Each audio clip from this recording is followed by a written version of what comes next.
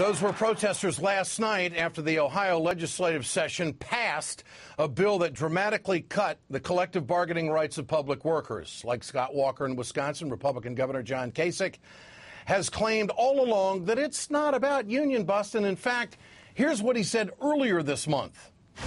This is not an attack on you. This is not a political operation. I could care less about the politics. Really? To prove that point, this morning, Kasich sent out a fundraising email claiming victory. The legislation, quote, strips power from the union leaders. Then Kasich asked for donations to help the, quote, ongoing efforts. The measure cuts health care, pension, and sick time from all public workers. They don't like what's happening. It also prohibits workers from striking, and that's a big one. The former Fox News host previously said he understood the real-life implications. And the day we sign it, it's not going to be some, I don't anticipate some big deal because this is hard for people. And anything that's hard, I want to be respectful of other people's feelings.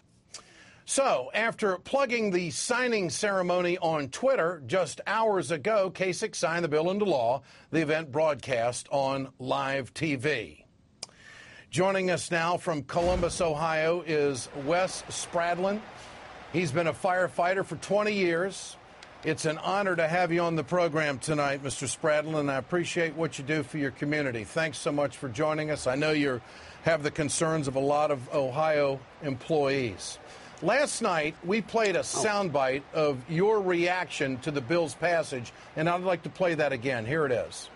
I think it's going to tear my family apart. I didn't know when John Kasich said he was creating jobs in Ohio, he meant I was going to have to get a second. So what kinds of sacrifices are you and your family going to have to make right now? What does it mean? That means a lot to my family, mostly if I'm going to come home safe tomorrow morning. My family was going to buy a new car for my wife to drive back and forth to her part-time job this year. That's been put on hold.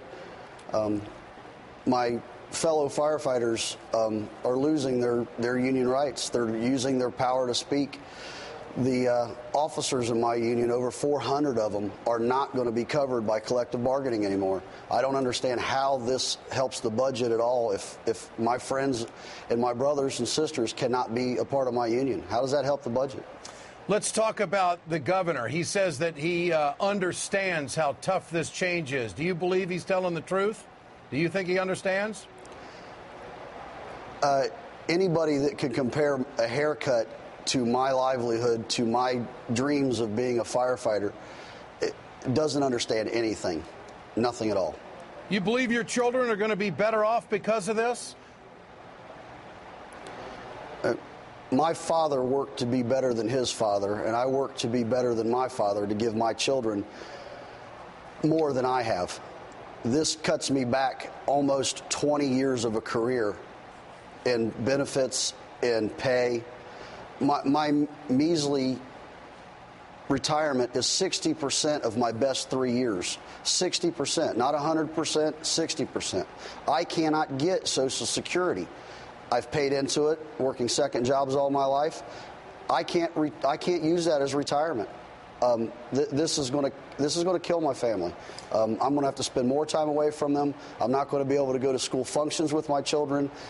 If I get to say goodnight to them, not being on the phone, it's going to be a good day. Mr. Spradlin, you say 60% of your best year. If I may, what would be your best year as a firefighter in Ohio? My best year at 20 years has been right at 70,000, right in that area. That's with the overtime because of short staffing, because I can't get any help. Every time I call off sick or someone else does, we have to replace it with overtime. So the overtime costs are pretty high, but if we had more firefighters, which now we're not allowed to collectively bargain for at staffing, they're going to give us, we're going to be allowed to bargain for better, safer things to go risk our lives to save the public, but I don't have anybody to run them. A new fire truck doesn't do me a whole lot of good if I ain't got nobody to drive it.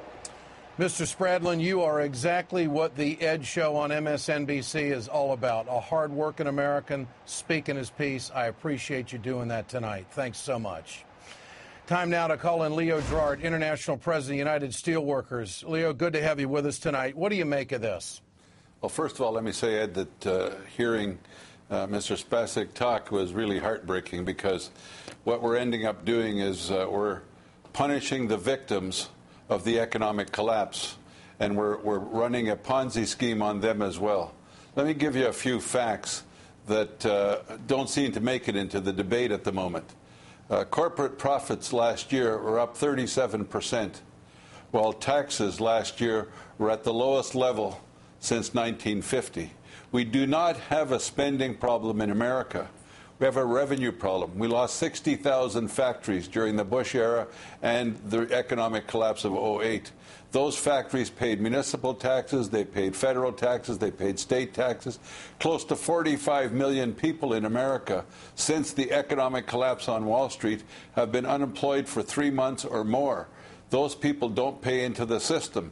They didn't cause this wreck, this train wreck. Wall Street did. And now we've got a whole diversion going on in Washington and going on at the state level, where they're blaming workers, they're blaming unions, and this is all just a big scam. And I think America's waking up to that.